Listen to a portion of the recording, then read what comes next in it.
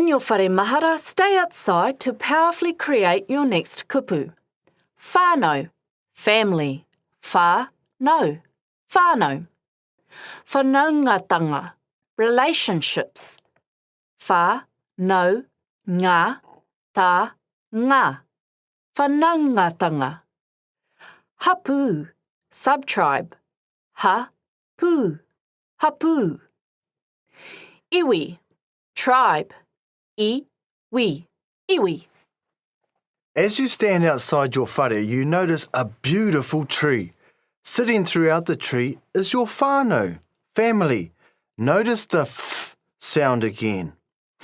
You notice that all the branches your whānau are sitting on are connected to one another. Think of these connections as the whanaungatanga, relationships, that link your whānau together. Whanaungatanga is a long word, so take your time to see it carved into all the branches surrounding your whānau.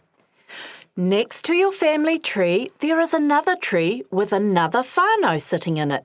The trees are related, so they form a hapu, subtribe, or wider whānau grouping. Imagine these two trees are tied together with a ribbon. The word hapu is written on it. Now think of an entire forest all around your tree with the word iwi, tribe, written on them.